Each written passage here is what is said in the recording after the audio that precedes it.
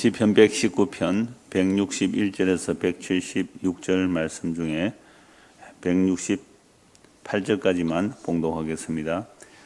고관들이 거짓으로 나를 핍박하오나 나의 마음은 주의 말씀만 경외하나이다. 사람이 많은 탈취물을 얻는 것처럼 나는 주의 말씀을 즐거워하나이다. 나는 거짓을 미워하며 싫어하고 주의 율법을 사랑하나이다.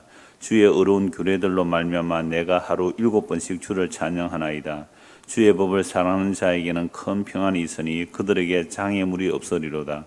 여호와여, 내가 주의 구원을 바라며 주의 계명들을 행하였나이다. 내 영혼이 주의 증거들을 지켜싸우며 내가 이를 지극히 사랑하나이다. 내가 주의 법도들과 증거들을 지켜싸우니 나의 모든 행위가 주 앞에 있음이니이다. 아멘. 시편 119편 오늘 드디어 마지막 설교가 됩니다.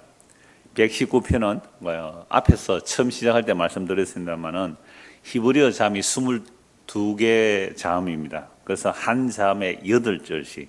그래서 총 176절의 시편인데요. 한 설교에서 두 알파벳이 했죠. 알렙 8절, 벳 8절, 김멜 8절 이렇게 해서 16절씩, 16절씩 해서 오늘 11번째더라고요. 11번째 해서 시편 119편 전체는 이제 마무리가 되는데요. 그럼 시편 119편 전체의 주제는 뭐예요? 전체의 주제? 하나님의 말씀을 찬양하는 거죠. 그러니까 하나님의 말씀을 찬양하는데 하나님의 말씀을 여러 가지로 말씀합니다. 율법이라고도 하고 규례라고도 하고 율례, 계명, 법도, 주의 법 또는 주의 증거들 이렇게 해서 전부 한 절 한 절 176절 전체가 하나님의 말씀을 찬송합니다. 그래서 그 말씀을 내가 지키고 사랑하고 또 묵상한다 이런 표현이 굉장히 많거든요. 내가 주의 말씀을 지키고 또 주의 말씀을 사랑하고 주의 말씀을 묵상한다라는 표현이 굉장히 많은데 그런데 오늘 제일 마지막에 나오는 말씀을 한번 보실까요? 176절입니다. 이런 양같이 내가 방황하오니 주의 종을 찾으소서 내가 주의 계명들을 잊지 아니함이다. 저는 이 시편 176절 이 말씀을 오늘 제 제목으로 삼았는데요. 주의 종을 찾으소서. 그러니까 내가 주님을 찾고 내가 주의 말씀을 구하고 내가 주의 말씀을 사모하고 내가 주의 말씀을 사랑한다라는 표현들이 비록 있지만 그러나 이 모든 말씀은 주께서 나를 찾아주신 결과로 나오는 것이지 내가 먼저 주를 찾은 것은 아니다 말이죠. 그래서 앞뒤 그 문맥들을 보면 항상 주님께서 우리를 찾아오신 것을 말씀하고 있습니다. 그래서 이 176절에서 이런 양같이 이제 내가 방황한다는 거죠. 그래서 주의 종을 주님께서 찾아주십시오라고 말합니다.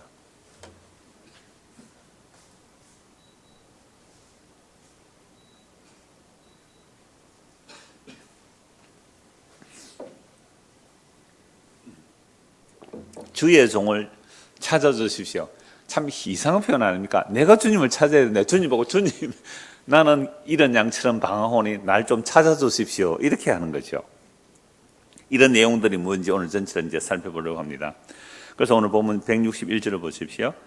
고관들이 거짓으로 나를 핍박하오나 나의 마음은 주의 말씀만 경외합니다. 아니 고관들이라는 것은 이스라엘의 고관들은 어떤 사람들이죠? 왕이나 제사장 또는 선지자 또는 지도자들이죠. 그 고관들 옛날 성경에는 방백들로 되어 있습니다. 그 고관들이 왜 이 시편 기자를 핍박하는 거죠? 나의 마음은 주의 말씀만 경외합니다.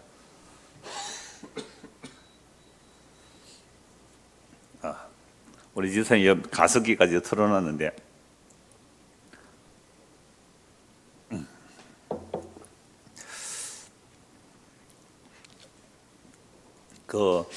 이 알러지가 희한한 게 평소는 괜찮아요. 그런데 그 금요일 날 줌 하려고 딱 시작하면 줌 하기 전에 갑자기 막 기침이 나고 눈물이 나고 콧물이 나고 그래요. 지금까지 멀쩡했거든요. 올라와서 여기 서는 순간 이제 뜨거운 공기도 있어서 그런지 모르겠지만 막 이건 경험해본 사람만 압니다. 그래서 저는 막 장기침하고 하는 사람들 보면 충분히 심정이 이해가 돼요. 근데 이거 모르는 사람은 지금 왜 저럴까 이렇게 하는데요. 다시 161절 보십시오. 고관들이 거짓으로 나를 핍박하오나 나의 마음은 주의 말씀만 경외하나이다. 이 고관들이라는 것은 이스라엘의 지도자들이죠. 옛날 성경은 방백들이라 그렇게 되어 있는데요. 그 고관들이 왜 이 사람을 핍박하는 거죠? 그 이유는 나의 마음은 주의 말씀만 경외합니다. 주의 말씀을 경외하는 자를 왜 방백들, 고관들이 핍박하느냐 이 말입니다. 정말 이스라엘 백성들의 왕 또는 지도자, 뭐 선지자, 또 제사장, 뭐 백부장, 천부장 할 것 없이 이런 이스라엘의 장로들, 이 고관들이라면 이 고관들이 정말로 주의 말씀을 경외한다면 주의 말씀을 경외하는 자를 어떻게 해야 돼요? 상을 줘야 되죠. 주의 말씀을 경외하지 않는 자를 벌하고 핍박해야 되잖아요. 그런데 주의 말씀을 경외하는 자를 핍박하고 있다는 거죠. 그러니까 이 고관들이 얼마나 타락했는가를 보여주는 내용입니다. 그래서 개역 한글 성경 보면 고관들이 거짓으로 나를 핍박한다. 이것을 옛날 성경에서는 무고히 나를 핍박한다. 무고히. 거짓으로 핍박한다는 것은, 이런 무고라는 것은 없는 일을 거짓으로 꾸며서 고소하는 거죠. 그렇게 해서 상대방을 괴롭히는 것이 무고죄입니다. 그러니까 내가 죄가 없는데 없는 일을 꾸며서 막 거짓으로 고소하면 이걸 무고죄라 그러잖아요. 그러니까 하나님의 말씀을 경외하는데, 주의 말씀만 경외하는데 그런 자를 이 고관들이 무고죄로 막 고소한다는 것은, 무고로 막 고소한다는 것은 이 고관들이 이미 타락한 것이죠. 이건요, 구약이나 신약이나 오늘날이나 다 마찬가지예요. 구약에서도 하나님의 영이 임하여 하나님의 말씀만 경외하고 하나님의 말씀만 순종하고 살려고 하면요, 하나님의 말씀으로 다스린다는 이스라엘 백성의 지도자들이 그 사람을 핍박해요. 신약 당연히 그렇죠. 그래서 주의 영이 임하여 주의 말씀만 경외하고 살면 뭐 어느 시대나 핍박합니다. 그건 주님 오실 때까지 계속될 거예요. 이제 162절에서 163절을 봅니다. 사람이 많은 탈취물을 얻은 것처럼 나는 주의 말씀을 즐거워하나이다. 나는 거짓을 미워하며 싫어하고 주의 율법을 사랑하나이다. 그러니까 162절에서 뭐라고 말씀합니까? 사람이 뭘 즐거워하죠? 많은 탈취물. 이 고대 전쟁은 사실은 약탈하기 위한 전쟁이거든요. 그러니까 전쟁에 나가서 승리하면 전리품을 굉장히 많이 가져오죠. 근데 고대로 갈수록 사람들이 전쟁에 나갈 때에 군인을 동원하면요, 그 군인들이 전쟁에 나오는 이유가 뭘까요? 가서 전쟁에서 승리하면 탈취물을 많이 가져오는, 전리품을 많이 가져오는 거죠. 그러니까 뭐 우리 중세의 십자군 전쟁 유명하잖아요. 그러니까 십자군 전쟁, 그 이슬람하고 싸우는 그런 내용들 보면 십자군 전쟁에 동원되는 사람들이 가서 뭐 하려고 전쟁에 가는 거예요? 목숨 걸고 전쟁하는 이유는요, 그렇게 정부에서 탈취물, 전리품 가져오려고 가죠. 그러나 전쟁에서 사람들이 막 전리품을 많이 가지면 얼마나 기뻐할까요? 그러나 나는 그런 전리품보다 더 뭐가 기뻤다는 거죠? 주의 말씀을 즐거워한다. 마치 전리품을 많이 기뻐하지만 나는 주의 율법을 주의 말씀을 더 즐거워합니다. 세상 사람들이 처음 익은 포도주와 곡식의 창고에 가득하며 기뻐한다 그러잖아요. 나는 그것보다도 주의 말씀을 더 기뻐한다. 이게 이제 시편 기자들의 고백이죠. 그래서 163절을 보면 나는 거짓을 미워하며 싫어하고 주의 율법을 사랑한다라고 말씀합니다. 그러니까 거짓을 미워하고 싫어하면 반드시 뭘 해요? 고관들이 뭘 했습니까? 지금까지 핍박하죠. 그러니까 우리가 뭐 이 세상 살아가는 것도 마찬가지죠. 그저 좋은 게 아니냐라고 하면서 이렇게 어울려 살아가면 뭐 별 핍박 안 해요. 그러나 이건 어느 사회도 마찬가지거든요. 뭐 이건 정치, 뭐 종교, 뭐 그냥 경제, 사회 할 것 없이 사람들이 모여서 우리끼리 좀 잘해서 뭔가 조금만 눈 감고 조금만 부정하게 하면 나에게 엄청난 이익이 생길 때에 어떤 한 사람이 아니요, 나는 그렇게 못하겠습니다. 이건 거짓입니다. 이건 나는 하면 안 됩니다. 라고 한다면 그 사람은 어떻게 된다고요? 뭐 그건 완전히 그 조직에서 왕따 당하는 거죠. 그래서 거짓을 미워하고 싫어하고 주의 율법을 사랑하면 정말 이스라엘 백성이라면 이런 사람들이 칭찬을 받고 존귀를 받아야 되는데 오히려 그들을 미워하고 핍박하는 거죠. 주의 증거들은 주의 그 증거들을 바라볼 때, 그러나 주의 증거라는 것은 이런 거죠. 지금까지 몇 번 말씀드렸습니다. 주의 증거들을 보면 하나님께서 약속하신 그 말씀들을 어떻게 하나님이 이루어내시는가, 그걸 보면서 지금 내가 핍박을 받고 또는 고관들이 나를 박해할지라도, 아니, 주의 증거들이 이러하기 때문에 나는 주의 말씀을 사랑합니다. 주의 말씀을 사랑합니다. 라고 살아가는 자들을 믿음의 삶이라 그러죠. 믿음의 삶이라. 오늘도 마찬가지입니다. 오늘도 우리가 정말로 하나님의 말씀을 사랑한다면 반드시 우리 주변에 핍박이 되어 있어요. 그래서 제일 먼저 핍박하는 사람은 누굴까요? 가족입니다. 가족 안에서 두 사람이 있는데, 부부가 있는데 한 사람이 주님을 너무너무 사랑해요. 너무너무 사랑해요. 그러니까 주님의 말씀을 사랑하고 주님을 위해서 살기를 원하면요, 옆에 가족이 있다가, 이거 뭐 남편이 믿음 좋은지 아내가 믿음 좋은지 그거는 상상에 맡기고요, 누구든지 간에 한 사람이 주님을 너무너무 사랑해서 막 그렇게 하면요, 한쪽이 그 사람을 뭐 한다고요? 당신 그거 너무 그러면 안 된다. 핍박하게 돼 있단 말이죠. 그래서 주의 증거들을 가지고 나는 그 말씀을 즐거워하고 살아가면 반드시 이건 뭐 가족이든지 또는 어떤 집단인 같으면 그 집단에서 그 사람의 핍박을 받는 것은 뭐 지극히 당연하다는 것이죠. 자, 그런데 놀랍게도 거짓을 미워하고 싫어함으로 그 고관들이 나를 미워하고 핍박하고 박해하지만 나는 어떻게 하느냐. 164절 같이 한번 읽을까요? 주의 의로운 규례들로 말미암아 내가 하루 7번씩 주를 찬양합니다. 아니, 지금 고관들이 주의 말씀을 사랑하고 주의 말씀을 의지하고 주의 말씀만 경외하는 그 사람을 막 핍박하는데, 핍박받아 막 괴로워서 죽을 지경인데 오히려 뭐 한다고요? 하루에 7번씩 주를 찬양한다 그래요. 여러분, 오늘 하루 살면서 몇 번 찬송했습니까? 몇 번 오늘 주님을 찬송했어요? 한 번도 찬송 안 했군요.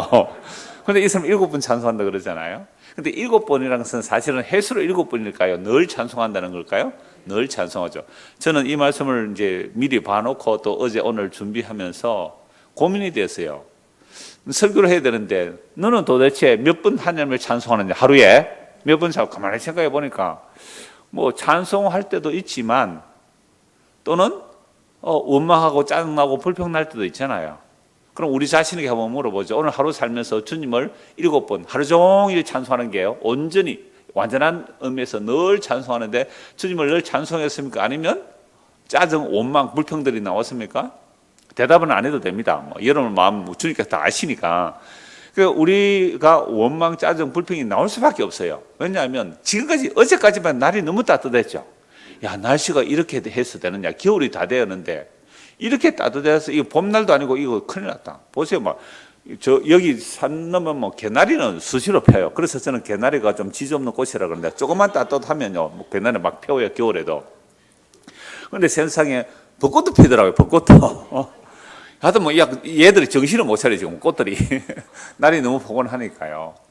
날이 이렇게 뭐 따뜻해서 되느냐고 했는데, 그래 추위 한번 맛보라고 갑자기 오는데 어때요?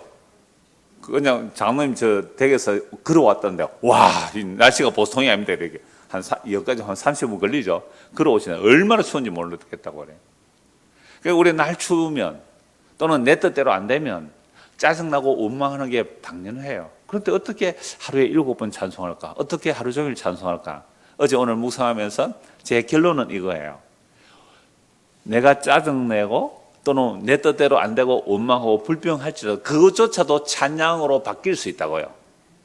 그러면 내가 원망하고 하나님의 뜻에 감사하고 기뻐하며 주여 고맙습니다 이렇게 안 사는데, 또는 원망이 나고 짜증이 나고 내 안에 죄가 드러나고 막 제 욕망들이 나오는데 어떻게 찬송할 수 있습니까? 라고 질문할 수 있겠죠. 근데 제가 어제 오늘 계속 이 말씀을 보면서 묵상한 내용은 그거예요. 내 모습이 말씀을 통하여 내 죄가 드러날 때 나는 주를 찬송할 수 있다는 거예요. 어떻게 해요?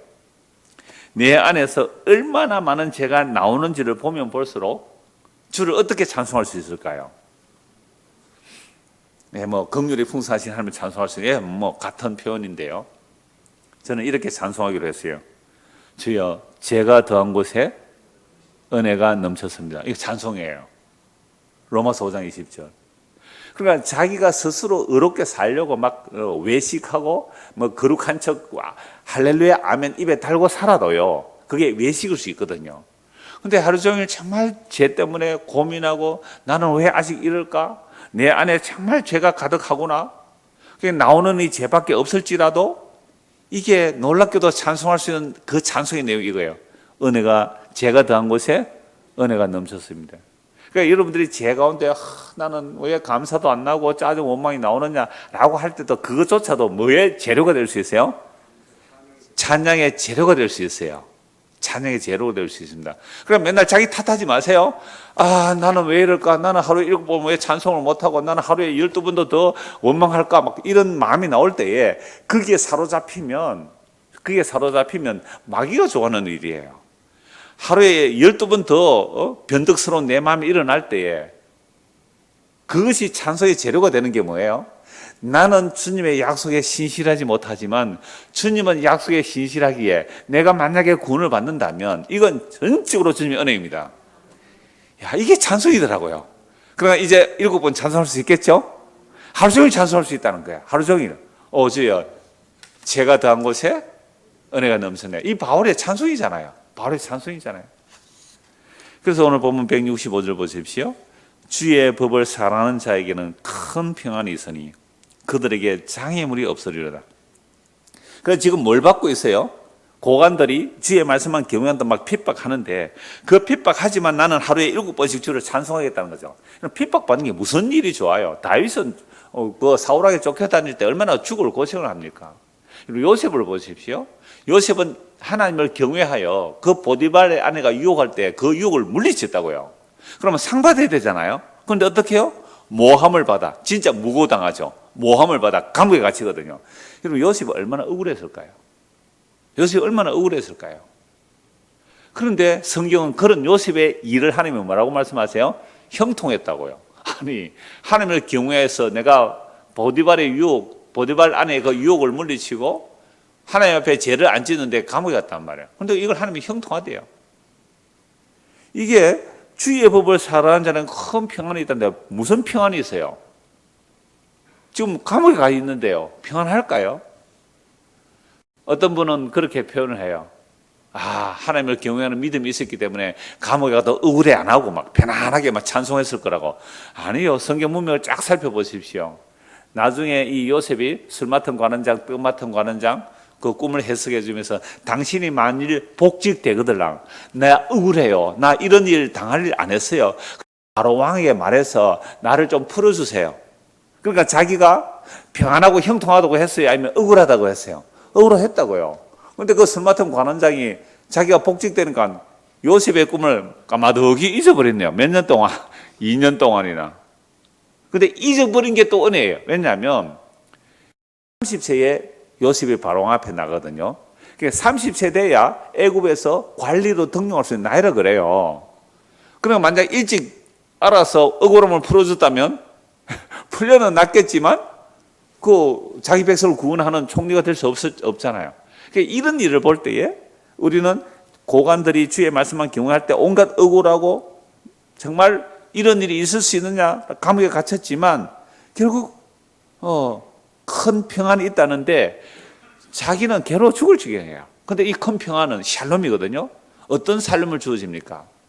하나님의 자기 백성들, 그 10명의 형들, 밑에 동생 하나, 아버지, 어머니, 그 가족들을 돌보아줘서 하나님의 샬롬, 하나님의 평안이 이루어지는 일에 먼저 말씀이 그를 연단해버려요.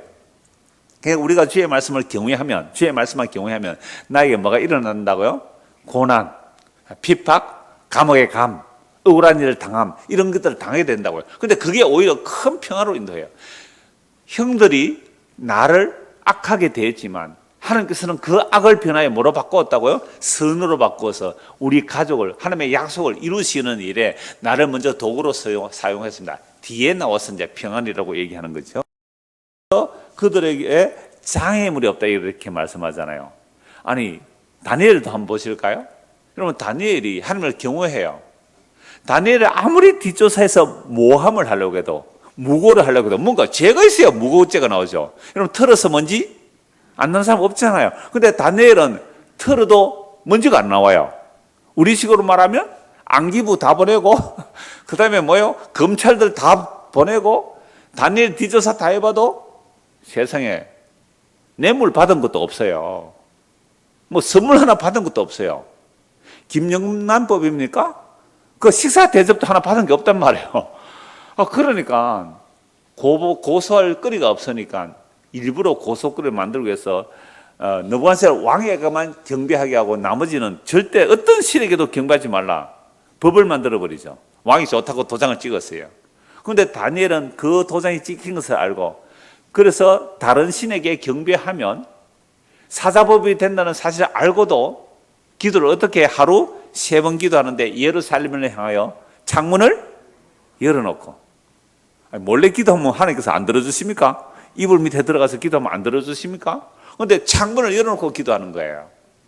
그랬더니 사자 밥이 되도록 묶어서 사자굴에 던져놓잖아요. 이게 무슨 장애물이 없는 거예요. 어마어마한 장애물이 있죠. 또 다니엘의 세 친구도 마찬가지죠. 다니엘의 세 친구도 나를 불에서 건져내겠지만 하나님께서 그리 아니하실지라도 나는 당신 신상에 절하지 않겠어요. 여호와만이 나의 하나님이에요. 여러분, 이런 자들에게 뭐가 없어요? 장애물이 없습니다. 우리가 장애물이 많이 있다는 것은 내가 살려고 하니까 장애물이 많은 것이지 내가 죽는다고 생각하면 장애물 하나도 없습니다. 별로 은혜가 안 되는 말이죠. 내가 살려고 하니까 장애물이 이것도 장애물이고 저것도 장애물이에요. 사는데 어떻게 살고 싶어요? 멋있게 폼나게 잘 살려고 하니까 이것도 장애물 저것도 장애물. 그래서 가끔씩 이렇게 말해요. 너는 내 인생에 도움이 안 된다. 왜요? 너는 내 인생에 장애물이다. 남편이 아내에게, 아내가 남편에게 그럴 수 있잖아요. 부모가 자식에게, 자식이 부모에게 우리 부모님 왜 흙수저로 태어나가지고 나까지 고생시키느냐고. 우리 부모님 당신은 내 인생의 장애물이라고. 얼마든지 그럴 수 있거든요. 그런데요, 다니엘의 세 친구와 다니엘, 이들은 장애물이 없었어요. 너 죽인다? 나 이미 그리스도께 죽은 자예요. 죽으면 빨리 천국 가고 좋지요. 하나님께서 불구덩이에서 안 구해줘도 나는 경배하지 않겠어요. 이런 자에게는 장애물이 없어요. 이걸 히브리서 11장에서는 이런 사람들은요, 세상이 감당치 못하는 거예요. 감당치 못하는. 감옥에 간다? 가지요 뭐. 매 맞는다? 매 맞지요 뭐. 이게 주의 말씀을 경외하는 자의 삶입니다. 여러분, 이렇게 살고 싶어서 기도하십니까? 우리는 주를 경외하면 세상에 성공하고 형통하고, 봐라, 요셉 그렇게 고생했지만 총리 됐잖아. 다니엘이 그렇게 고생했지만 나중에 높아졌잖아. 이걸 만약에 노리고 이런 말씀을 순종해 간다면 이것은 뭐예요? 하나님하고 또 거래하는 거예요. 그래서 하나님을 경외하는 자, 주의 말씀을 사모한 자는 큰 평안이 있고 그들에게 장애물이 없다는 것은 세상에 그 어떤 것조차도 장애가 안 된다 이 말이죠. 이게 로마서 8장의 말씀이죠. 하나님을 사랑하는 자, 그 뜻대로 부르심을 입은 자들에게는 모든 것이 합력하여 선을 이루는데 그 합력하여 선을 이루는 내용은 부르신 자를 어렵다 하시고 어렵다 하신 자를 이미 영어롭게 하셨죠. 그 합력의 선을 이루는 내용은 하나님의 아들의 형상을 덧입는 거죠. 하나님의 아들, 하나님의 참 아들 예수 그리스도 맏아들의 희생되가 거룩해지는 그 하나님의 희생의 그 거룩함을 덧입는 일에는 어떤 장애물도 없어요. 환난이나 핍박이나 위험이나 적신이나 칼이나 죽음이나 현재이나 장래이나 천사들이나 그 어떤 것들이라도 우리 주 예수 그리스도 안에 있는 하나님의 사랑에서 끊을 수 없는 이라. 무슨 장애물이세요? 없죠. 우리가 예수 그리스도 안에 있는 하나님의 사랑, 그 사랑에서 끊어낼 어떤 장애물도 없어요. 그러니까 이런 말씀들을 우리가 성경의 증거들을 통해 보고 믿고 살아가잖아요. 그러면 내 마음에 뭐가 있어요? 큰 평안이 있습니다. 큰일 났다. 어떤 이런 일이 일어났다. 그게 뭐 놀랄 일이에요? 진짜 이렇게 되는 거예요. 여보, 큰일 났어요. 아버지, 어머니 큰일 났습니다. 뭐가 큰일인데? 저 이번에 시험에 떨어졌어요. 뭐 별 놀랄 일은 아니네. 예수 믿으면 돼.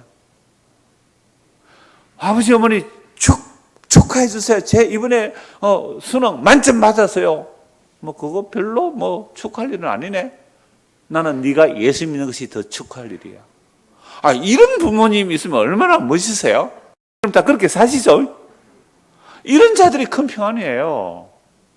목사님, 큰일 났습니다. 이번에 교회 어떤 사람이 나간대요. 그래요. 나갈 때 돼서 나가는 거죠. 뭐 별일 아니에요. 목사가 이래야지. 안 그래요? 어떤 분이 또 목사님, 아무래도 제가 뭐 가까운 데서 신앙생활 해야 되겠습니다. 예, 그러세요? 연말 되면 그런 분들 계시잖아요. 고맙습니다. 연락해주고 가셔서. 뭐 문제 있어요? 12월 3일 맞아요. 우리 임직식 하는데 엘리베이터 교체한대요. 엘리베이터 안 될 거예요, 그날. 뭐 문제 있어요? 아무 문제 없잖아요. 그래서 엘리베이터 좀 며칠 늦춰라 그랬어요. 좀 힘든 분 계실까 싶어서. 그러니까 엘리베이터 자재가 오고 철거를 해야 되잖아요. 그래서 제가 일부러 좀 앞으로 당긴 건데요. 중순에 하려다가 완전히 그때는 엘리베이터 철거되니까 좀 당긴데 엘리베이터 자재가 12월 1일에 오는 거예요. 1일에 오는데 이 사람들이 31일 엘리베이터 철거한다는 거예요. 아니 물건 지금 또 어떻게 될지 몰라요. 그 엘리베이터 자재가 그 천안까지 왔는데 지금 뭐 파업 때문에 전에서 협차하고 할지 모르겠는데 저는 그런 일 있을 때 하나도 뭐 걱정이 없어요. 뭐 좀 힘들면 걸어오면 되죠. 4층인데 앞으로 7층 한 달 동안 엘리베이터 없어질 거거든요. 공사 한 달 걸려요. 저 7층이 걱정이다. 저는 오히려 4층까지는 괜찮은데 그 7층에 올라가시는 분들이 굉장히 할머니들이 많아요. 막 지팡이 짚고 큰일 났다 생각이 드는데 그러나 그 7층에 계시는 목사님도 평안이 있으면 뭐 별일 아니에요. 장애물이 없어요. 이게 장애물이다 큰일 났다 어떻게 할까? 그게 무슨 장애물이에요? 우리를 우리 주 예수 그리스도 안에 있는 하나님의 산에서 끊어낼 장애물은 그 어떤 장애물도 없습니다. 환난과 핍박은 오히려 주님을 더 의지하게 만들고 주를 더 붙들게 만드는 것이지 그게 우리를 우리 주 예수 그리스도 안에 있는 산에서 끊어낼 수 없는 거예요. 오히려 환난 없고 평안하고 잘 먹고 잘 살고 걱정 근심 하나도 없이 사는 것. 내 영혼아 마음껏 즐기자. 이제 재산이 많았으니 평안히 쉬자. 그게 진짜 장애물입니다. 여러분 먹고 살기 힘들 때 주님을 더 잘 섬기기를 원해서요.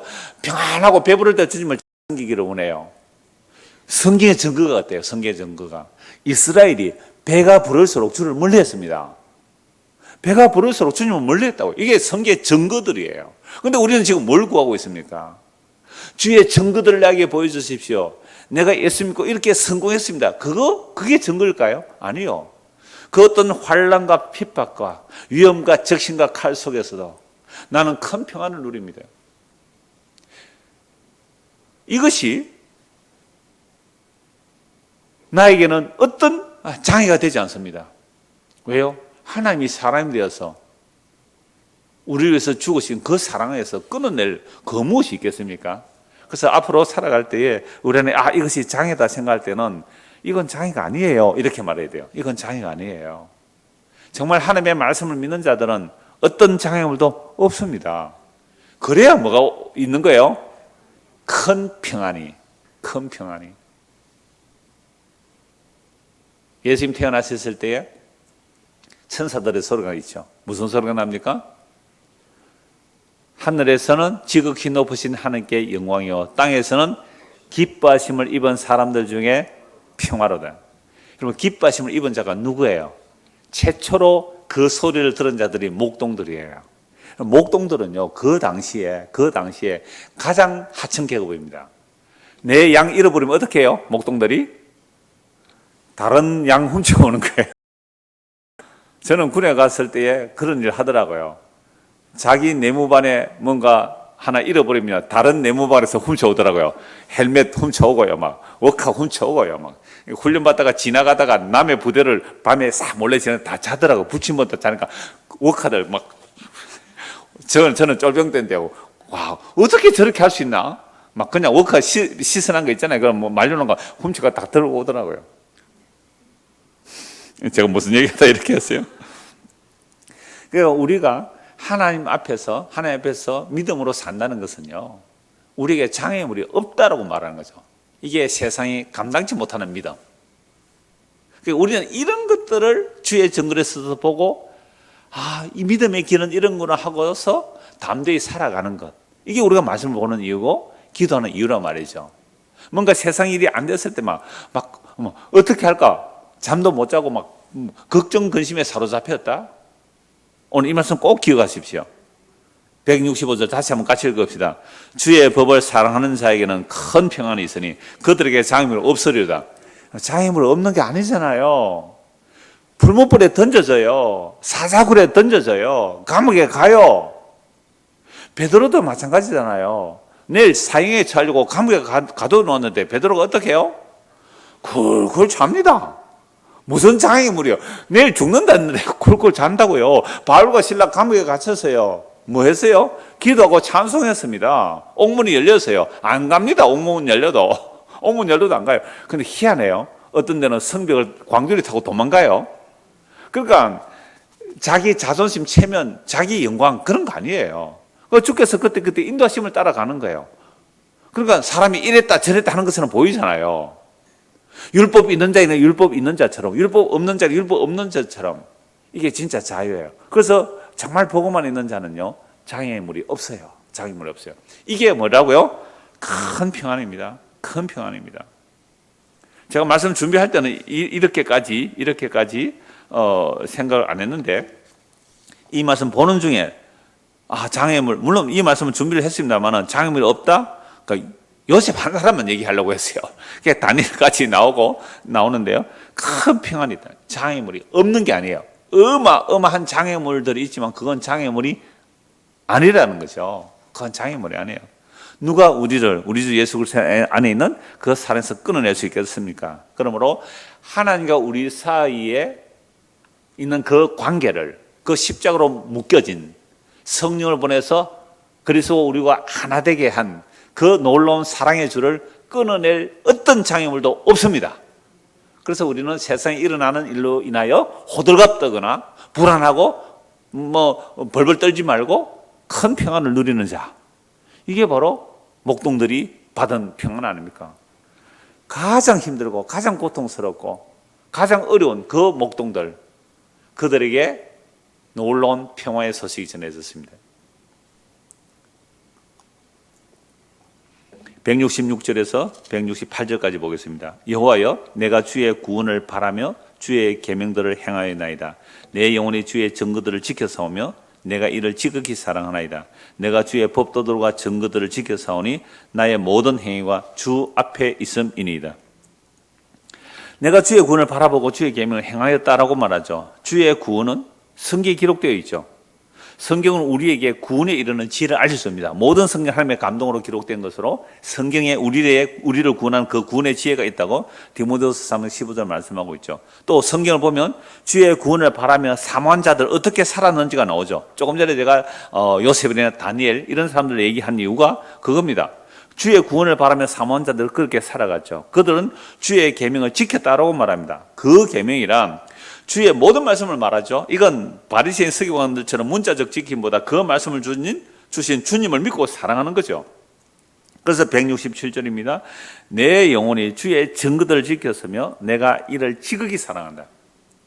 그러니까 아까도 말씀드렸지만은 주의 증거들을 지켰다는 것은 하나님께서 자기 백성을 이렇게 인도해 가셨군요. 그 성경을 통하여 그 말씀을 보니 내가 지금 사자밥이 된다 할지라도 불구덩이 던져진다 할지라도 죽으면 그렇게 하나님이 날 안 구원해 주셔서 불에 태워 죽더라도 나는 이미 그리스도 안에서 영원한 생명의 약속을 받은 자다. 이게 아브라함의 하나님, 이삭의 하나님, 야곱의 하나님이잖아요.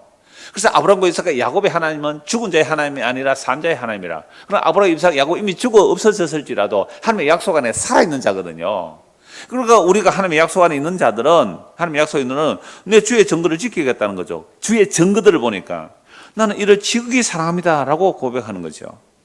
그러면서 168절에 내가 주의 법도들과 증거들을 지켜 싸우니 나의 모든 행위가 주 앞에 있다고 합니다.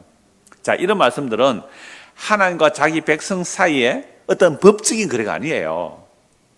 법적인 거래가 아니라 하나님의 사랑을 받은 자들의 사랑의 응답이고 사랑의 고백입니다. 내가 너를 사랑한다는 그 말씀 앞에 주여 그렇군요. 내가 주님을 사랑하나이다. 이게 무슨 표현으로 나오는 거죠? 내가 주의 법도들과 증거들을 지켜 사오니 나의 모든 행위가 주 앞에 있습니다 라고 말하는 거죠. 이제 알파벳 한 단락이 끝나고요. 이제 마지막 알파벳 글자가 169절입니다. 여호와여 나의 부르짖음이 주의 앞에 이르게 하시고 주의 말씀대로 나를 깨닫게 하소서. 나의 간구가 주의 앞에 이르게 하시고 주의 말씀대로 나를 건지소서. 자, 주의 말씀을 경외하며 사랑하는 자들을 고관들이 아까 어떻게 하세요? 핍박하죠. 이건 뭐 구약과 신약에 다 나오는 내용인데요. 그러니까 핍박 받으니까 뭘 하게 되죠? 부르짖게 되죠. 그래서 그 부르짖음이 주의 앞에 이르게 하시고 주의 앞에 부르짖어 주님 앞에 이르게 될 때에 주의 말씀대로 뭘 해달라는 거죠? 나를 깨닫게 해주십시오. 나를 깨닫게 해주십시오. 그래서 제가 오늘 그 앞에 단락 쭉 말씀드리면서 제가 이런 말씀을 드리는 것은 우리가 아까 어떤 장애물이 없다고 했을 때 장애물이 없는 거예요? 많은 거예요? 세상 사람들은 그걸 장애물로 안 여기지만 우리는 그게 장애물이 되는 거죠. 그래서 우리에게는 장애물이 훨씬 많죠. 근데 그 장애물이 많은데도 불구하고 우리에게는 뭐가 없다 그랬어요? 장애물이 없습니다. 이게 깨닫는 거예요. 당신과 나 사이에 저 바다가 없었더라면 뭐 이별은 없었을 것을 저 바다가 뭐예요? 장애물이잖아요. 저 바다가 없어. 당신과 나 사이에 저 바다가 없었더라면 그런 노래 아시죠? 이별은 없었을 것을 그랬잖아요. 그러면 그 바다가 장애물이잖아요. 하나님과 우리 사이에 무슨 장애가 있겠느냐 말이에요. 그러니까 우리가 이 땅을 살아가는 어마어마한 장애들이 있지만 그 장애들은 우리 주 예수 그리스도 안에 있는 하나님의 사랑에서 끊을 수 없기 때문에 하나님과 우리 사이에 장애는 없다 이 말이죠. 그러나 현실적으로는 장애물이 어때요? 너무너무 많은 거예요. 예수 안 믿었으면 오지 않을 핍박, 예수 믿지 않았다면 오지 않을 욕, 그죠? 손가락질, 수군수군됨, 흉범 그런 것들이 없었을 터인데 그런 것들이 너무 많으니까 이제 부르짖는 거죠. 부르짖은 이유가 뭐예요? 주의 말씀대로 좀 깨닫게 해주십시오. 주의 말씀을 사랑하지 않았더라면 억울한 일들이 일어나지 않았을 거예요. 그저 좋은 게 좋다고 넘어가면 핍박받을 일도 없습니다. 그런데 주의 말씀을 믿고 사니까요 핍박을 받아요. 이건요 교회 안에서도 마찬가지예요. 여러분 여전도에 모였고 남전도에 모였다 합시다. 또 구역 모였습니다. 그래서 뭐 이렇게 일도 하고 또는 의논도 하고 뭐 식사도 하고 할 때에 어떤 사람이 주의 말씀만 믿고 막 말하면 뭐라고 그럴까요? 고지 시간에 좀 사람이 융통성 있게 살아라. 그렇게 니는 말씀해가지고 니 바리새인이 될래? 어떻게 살래? 온갖 핍박도 한번 경험해 보세요. 경험 안 했다는 것은 좋은 게 좋다. 그냥 이게 우리 전도의 대세야. 이게 우리 남전도의 대세야.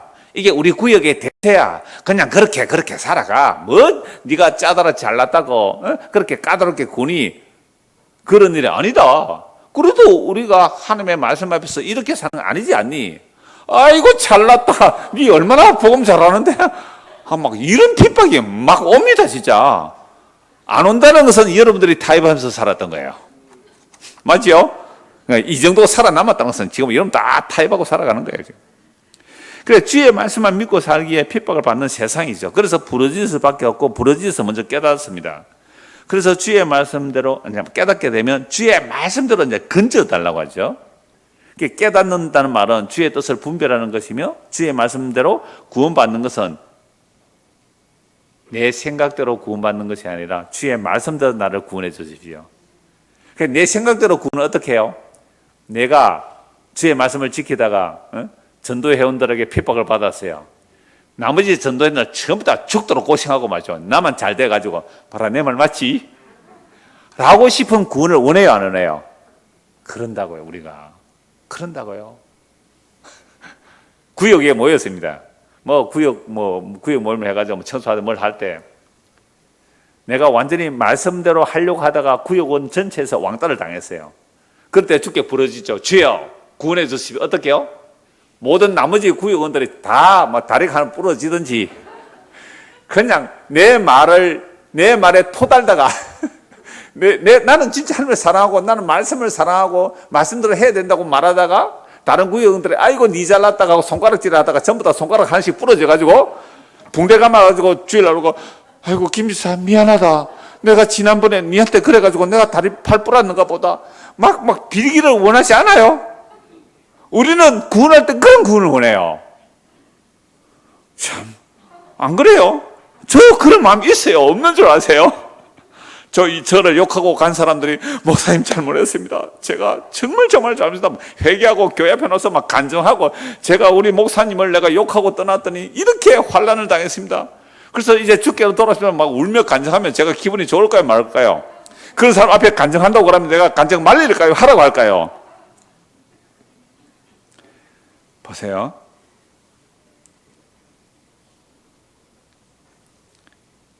(170절) 나의 간구가 주의 앞에 이렇게 하시고 주의 말씀대로 나를 건지소서. 자, 여기서 내 뜻대로 건져달라는 게 없죠. 주의 말씀대로 나를 건져달란 말이죠. 주의 말씀대로.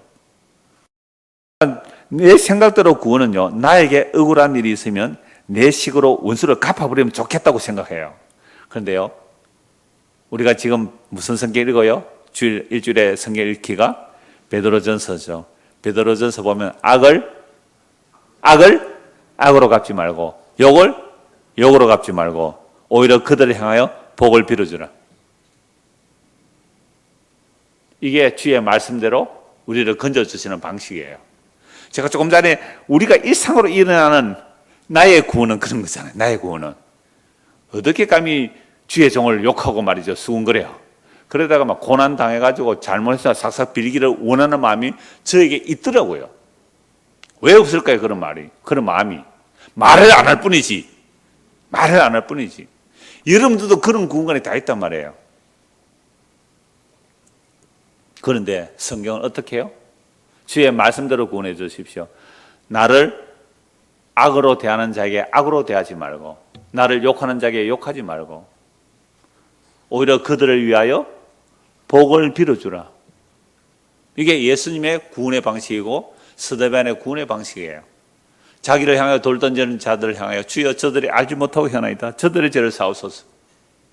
이걸 하나님의 방식대로 구원하는 일입니다. 우리가 이런 구원을 정말로 기도한 적 있습니까? 이런 구원을 기도한 적 있어요? 그러나 우리는 부르짖어 구원해달라고 기도할 때 항상 나를 핍박하고 괴롭히는 원수들을 완전히 발로 밟아서 내 앞에 무릎 꿇고 싹싹 비는 그런 구원을 바라고 있어요.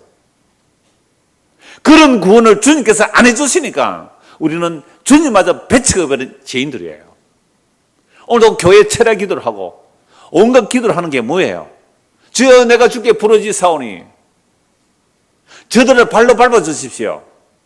내가 어느 진영에 섰느냐에 따라 내가 선 진영이 진리라는 거죠. 이건 교회 안도 마찬가지고요. 노예 안도 마찬가지, 총회 안도 마찬가지예요. 우리 노예도 분란이 일어나서 이제 거의 마무리가 돼 가는데요. 그러니까 양편으로 나눠 싸울 때는요. 서로 자기가 진리 편이에요. 그는 정말 중립을 선택할 수 있으면 중립을 선택하려고 했어요. 그런데 중립의 기회는 없었어요. 그래서 제가 공공연히 이렇게 말합니다. 양편 보고 이쪽은 법 좀 아는 나쁜 놈들이고 이쪽은 법 모르는 나쁜 놈들이고. 저는 양쪽에서 다 요거도 먹죠. 그럼 니는 올라. 아니요. 나는 당신들보다 더 나쁜 사람이에요. 이렇게 나와야 돼요. 안 그러면요. 끊임없이 자기가 원하는 구원의 방식을 원해요. 주여 부르짖고 기도하고 구원해달라고 기도하는데 무슨 구원을 원해요? 우리는 자기 방식의 구원을 원하잖아요. 그런데 여기서는 뭘 구한다고요? 주의 말씀대로 나를 건져달라고. 주의 말씀대로 건져주시는 방식은요, 스데반 방식입니다. 스데반 방식이에요. 던지는 자를 향하여 돌에 맞아 죽어가면서 저들의 죄를 용서해달라는 그 방식이 주의 말씀대로 구원받는 거예요. 그럼 너 죽어라 이 말 아닙니까? 너 죽어라. 죽으면서 저들의 죄를 용서하소서. 이게 말씀대로 구원해 주는 길입니다. 이거 우리 능력으로 이렇게 기도할 수 있을까요? 우리 실력으로 이런 기도할 수 있을까요? 주의 영이 임하면요, 주의 말씀대로 우리를 건져주소서.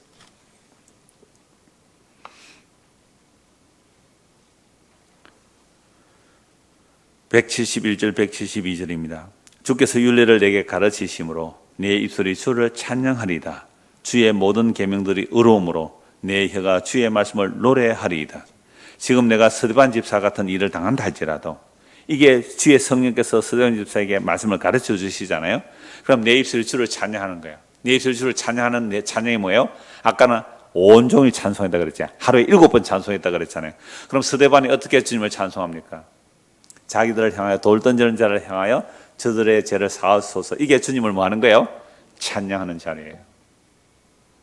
이건요, 너무너무 놀라운 거예요.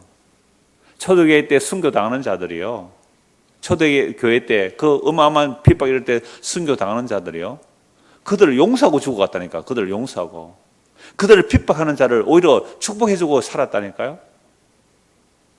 과연 오늘날 대한민국 안에서 이런 모습이 나오나요? 우리 편이 아니면 적들은 전부 마귀 편으로 몰아붙여버려요. 그래서 교회 안에서 싸움이 일어나면 왜 해결이 안 될까요? 교회 안에서 싸움이 일어나면, 노예총회에서 싸움이 일어나면 왜 해결이 안 될까요? 교인들끼리 싸우면 왜 해결이 안 될까요? 지가 항상 진리 편이라는 거예요. 지가 옳다는 거예요. 항상 말씀 가지고 서로 싸운단 말이에요. 아니, 그냥 죽어버리세요. 니 잘났다 이렇게 하면 안 되죠. 또 내가 정말 잘못했다고 이렇게 하세요. 내가 정말 잘못했다고. 그래서 주께서 율례를 내게 가르치심으로 내 입술이 주를 찬양하리다. 주의 모든 계명들이 의로움으로 내 혀가 주의 말씀을 노래하겠다라고 말씀합니다. 그래서 제가 앞에서 말씀드렸잖아요. 정말 우리가 죄를 짓고서도 그 죄를 지은 그 죄로로 삼아 주님을 어떻게 해요? 찬송할 수 있어요. 아까 어떻게 말씀드렸잖아요. 죄가 더한 곳에 하나님의 은혜가 넘쳤다. 그래서 우리는 주께서 주에 부르짖어서 주의 말씀대로 나를 깨닫게 하시고 주의 말씀대로 나를 건져주시면, 이제는 주를 제대로 찬송하는 거죠. 이게 찬송이에요. 뭐 노래하라고, 노래가 아니잖아요. 우리의 삶을 통하여 그렇게 믿음의 사람들이 그 길로 갔거든요. 그 길로 갔어요. 그러니까 우리 교회에서 신앙생활하는 것도 마찬가지예요. 우리 가정에서도 마찬가지고요. 결국은 그 주님을 찬송하는 모습이 바로 이 모습이에요. 이 모습. 자, 시편 126편 인용을 했는데 이거 뭐 그냥 다음에 할 거니까 그냥 생략하겠습니다. 173절 보겠습니다. 173절. 내가 주의 법도들을 뭐 했으므로? 택하였으므로. 내가 주의 법 택하였으므로 주의 손이 항상 나의 도움이 되게 하소서. 여호와여, 내가 주의 구원을 사모하였사오며 주의 율법을 즐거워하나이다. 이 말씀 보니까 또 주체가 누구 같아요? 내가 택한 것 같아요. 내가 주의 법도를 택했다는 거죠. 그래서 주의 손에 항상 나의 도움이 되게 해주십시오. 내가 주의 법 택했기 때문에 주의 도움이 항상 나의 도움이 되게 하소서. 또 여호와여, 내가 주의 구원을 뭐 했으니? 사모하니 주의 율법을 즐거워합니다. 이렇게 하면 또 주체가 내가 되는 것 같아요. 그런데 사실은 모든 성경, 시편 119편만 아니라 모든 성경의 문맥의 전후를 보면요, 내가 주님을 택하였고 내가 주의 구원을 사모하였고 내가 주의 말씀을 지킨다라는 표현들이 있을지라도 전후 문맥을 살펴보면 언제나 주체는 내가 아니라 누구라고요? 하나님이에요. 왜냐하면 우리는 허물과 죄로 죽은 자들입니다. 그래서 주의 말씀이 먼저 찾아와서 살려내 주셔야 주의 법도를 택할 수가 있죠. 그게 말씀의 뜻이 이러함에도 불구하고 우리는 복음을 전할 때에 회개하라, 예수 믿어라 이렇게 전할 수밖에 없잖아요. 가만히 있으세요. 믿어집니다. 이건요, 사도들이 그렇게 전했습니까? 회개라, 천국에 가까이 왔다 이렇게 전하지, 그냥 가만히 있으세요. 하나님 택한 백성은 다 알아서 하나님께서 구원하실 거니까 좀 가만히 있으세요. 하나님 구원할 겁니다. 전도도 하지 마세요. 이렇게 하세요. 이건요, 정말로 교묘한 거예요. 그건요, 자기가 전도하기 싫다는 말을 그렇게 말하는 거잖아요. 주의 영이 임하면, 안전하면 속에서 불이 나서 견딜 수가 없어요. 회개 예수 믿어로 전해야죠. 그렇게 전황서를 보고, 야, 하나님의 은혜는 믿어지는 것이지 믿으라 해서 믿어지나? 이런 말 하는 사람 어디에 많습니까? 늘 푸른 교회 많아요. 어줍지 않게 복음 들었다고 늘 보는 교인들이 이런 사람이 많아요.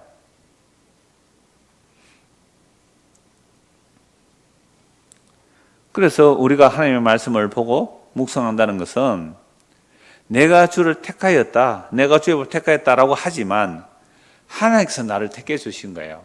하나님께서 나를 붙들어 주셨기에 내가 주님을 붙드는 겁니다. 그래서 아까 말씀드렸잖아요. 하나님과 우리 사이는 법적인 거래 관계가 아니라는 거죠. 하나님께서 우리를 사랑하시던 그 사랑의 반응이 뭐예요? 나는 주의 말씀을 택하였습니다. 나는 오늘 주의 말씀을 보겠습니다. 나는 주님을 찬송합니다. 이게 어떻게 자기 주체성이에요? 하나님의 은혜에 대한 사랑의 반응이에요. 그게 살아난 증거죠. 내가 말씀을 사랑합니다. 말씀을 봅니다. 내가 기도합니다. 찬송합니다. 주여 감사합니다. 이건 내가 이렇게 했기 때문에 구원해 주세요가 아니에요. 하나님의 사랑에 대한 반응이라고요. 그래서 주의 구원이 이렇게 우리에게 시작되었기 때문에 나는 주의 법도들을 택하고 나는 주의 구원을 사모합니다. 그리고 주의 법을 즐거워한다 라고 말하게 되는 겁니다. 175절입니다. 내 영혼을 살게 해 주십시오. 보세요. 내 영혼을 어떻게 해요? 살려달라는 거 아닙니까? 그리 하시면 주를 찬송하겠습니다. 주의 규례들이 나를 돕게 해주십시오. 아니, 주의 말씀이 나를 어떻게 해달라고요? 돕게 해달라는 거죠. 정말 놀라운 표현이죠. 주의 말씀이 나를 돕게 해달라고. 여러분, 바울 사도가 에베소 교회 장로들하고 헤어지면서 이제는 바울 사도는 못 만나요. 그들을 죽으러 가는 거예요. 그러면서 하는 말이 주님과 은혜의 여러분을 부탁합니다. 하나님의 말씀이 우리를 도와주십시오. 말씀이 여러분을 도울 겁니다. 이렇게 말하는 거죠. 내 영혼을 사는 것은 주를 찬송합니다. 왜? 주의 규례들이 나를 돕게 해주십시오. 영혼 살려주십시오. 주의 규례가 뭐예요? 주의 말씀이잖아요. 주의 말씀이 나를 도와주십시오. 이야, 이렇게 되는 거예요.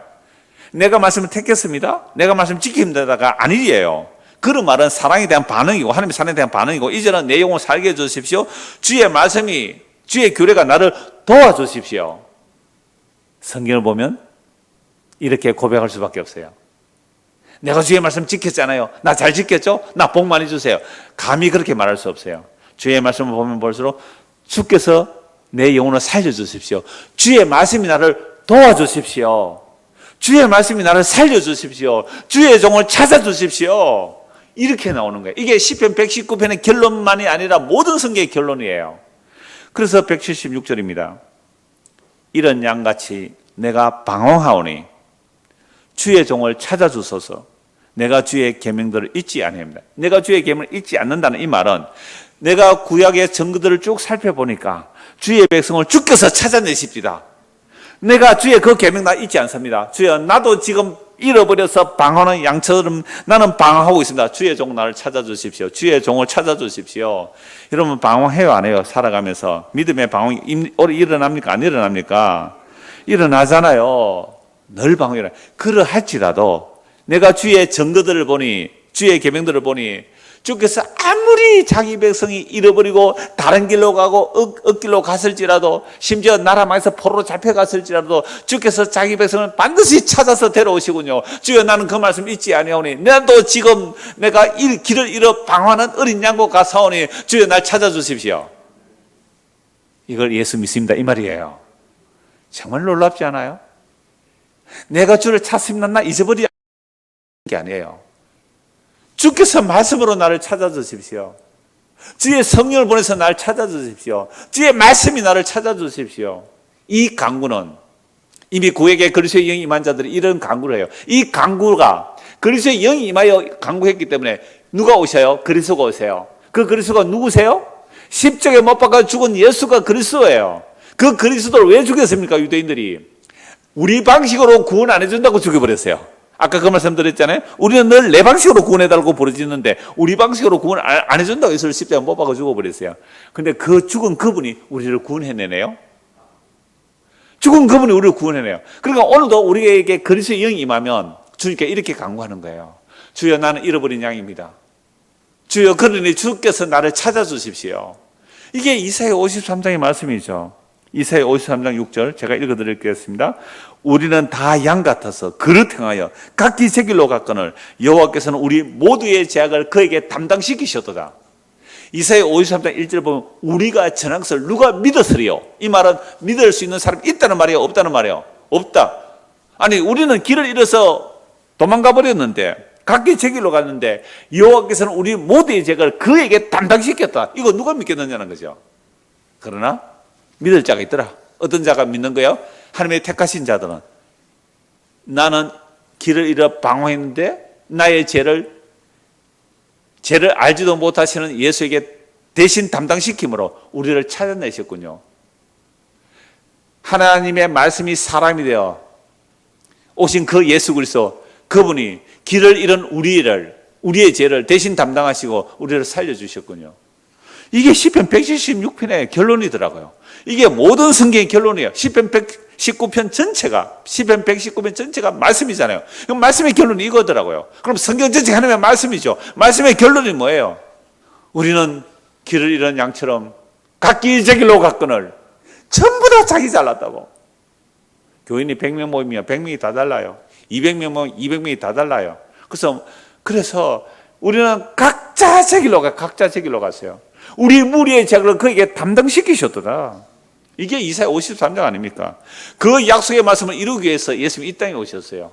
요한복음 10장에서 나는 선한 목자라. 선한 목자는 양들을 위하여 목숨을 버리거니와. 그래서 나는 목숨을 버릴 근세도 있고 얻을 근세도 있다. 내가 목숨을 스스로 버리는 것은 얻기 위해서 목숨을 버린다. 그럼 왜 버려요?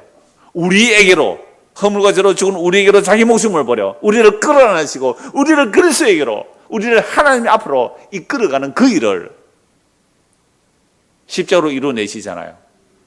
이게 주여 내가 부르짖사오니 주의 말씀대로 우리를 구원하여 주소서. 내 방식으로 구원받으면 어떻게 됐을까요? 지만 살아났고 나머지 다 죽었어요. 지만 살아났고 나머지 다 죽이는 게 우리의 구원 방식이에요. 그런데 성경은 네 죽음으로 다른 사람까지 건져내는, 이게 하나님의 구원 방식이거든요. 이걸 예수님이 이루어내셨잖아요.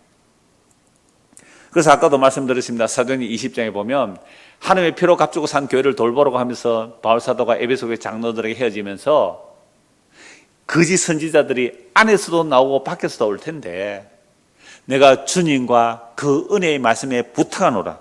주의 말씀, 그 은혜의 말씀에 부탁하노라. 그렇게 말하죠. 그래서 175절에 보았던 것처럼 주의 규례들, 주의 말씀이 나를 돕게 해주시오. 바울이 이 고백을 하는 거예요. 그래서 오늘 저와 여러분들이 믿음으로 산다는 것은 결국 주의 말씀대로 우리를 구원하여 내실 뿐만 아니라 구원하여 낸 자들을 주의 무엇이 돕는 거예요? 주의 말씀이 우리를 돕고 계세요. 그럼 오늘 이 밤에 여기서 이 말씀을 듣는 것은 우리는 뭘 하는 거예요 지금? 내가 주님에서 뭘 하는 거예요? 주의 도움을 받는 거예요? 주의 말씀에 도움을 받는 거예요. 왜? 우리는 뭐기 때문에? 길 잃은 양이라서, 방황하는 양이라서. 우리는 각자 제 길로 간 자들이기 때문에, 내가 갈 길을 알지 못하기 때문에.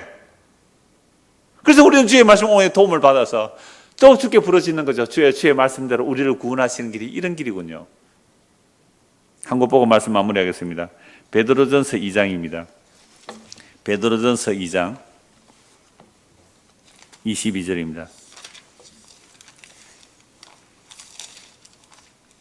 베드로전서 2장 22절.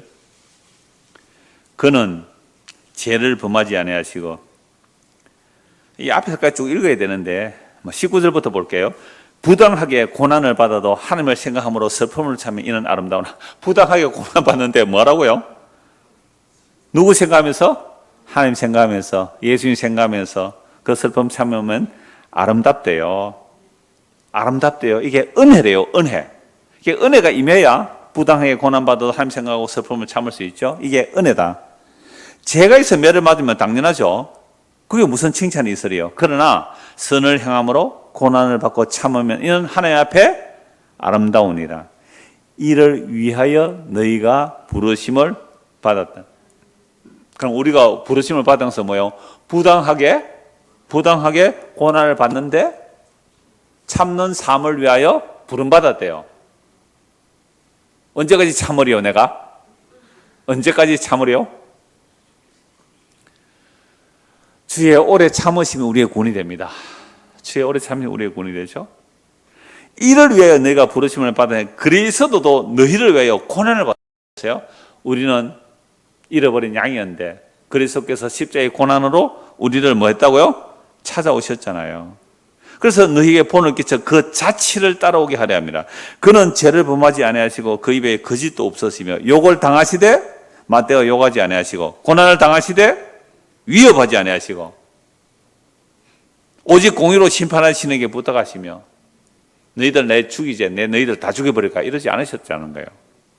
친히 나무에 달려 그 몸으로 우리 죄를 담당하셔서 죄에 대하여 죽고 의에 대하여 살게 하려 하심이라. 그가 채찍에 맞음으로 너희는 나음을 얻었나니. 이사야 53년 그대로 인용하죠. 25절 같이 읽읍시다. 너희가 전에는 양과 같이 길을 잃었더니 이제는 너희 영혼의 목자와 감독 되신 이에게 돌아왔느니라. 이사야 53년 그대로예요. 시편 119편 끝. 나는 잃어버린 양입니다. 그래서 구원받은 자는 자신이 잃어버린 자임을 아는 거예요. 잃어버린 자가 스스로 찾아갈 수가 없습니다. 그래서 주께서 우리를 찾아주셨어요. 감독 되신 이에게 돌아왔다. 이 말은 우리가 스스로 돌아온 게 아니에요. 주께서 잃어버린 자를 찾아서 데리고 온 거잖아요. 그래서 오늘 이 말씀대로 우리가 하나님의 말씀에 도움을 잊고자 우리는 오늘 이 밤에도 모인 겁니다. 이 추운 날에도 모여서 주의 말씀에 도움을 받는 거예요. 그래서 주의 말씀에 도움을 받는다는 것은 주여 나는 잃어버린 양입니다. 그대로 두시면 우리는 영원한 멸망입니다. 주께서 말씀을 보내주셔서 우리를 구원해 주세요. 그 말씀이 육신이 되어 오신 예수 그리스도 그분이 십자가의 죽음으로 우리에게로 와서 우리를 끌어안으시고 우리를 생명으로 이끌어가는 주의 말씀대로 구원하시는 그 구원의 길을 보고 그 구원의 길을 믿고 그 구원의 길을 자체를 따라가는. 그래서 우리를 욕하는 자를 향하여 오히려 어떻게 해요? 오히려 그들을 축복하며 사는, 세상에 알 수 없는, 세상의 원리와 전혀 반대되는 그 길을 걸어가는 자들이 주의 성령이 임하여 주의 말씀의 도움을 받고 사는 자들입니다. 이 은혜가 우리에게 임하기를 기도하는 저와 여러분 되기를 소원합니다. 기도하겠습니다. 우리는 양 같아서 각자 제 길로 자기 옳은 대로 갔던 자들입니다. 이런 잃어버린 양을 자기 죽음으로 찾아내신 선한 목자 되신 예수 그리스도로 우리가 돌아올 수 있었던 것은 오직 주의 택하심과 주의 은혜입니다.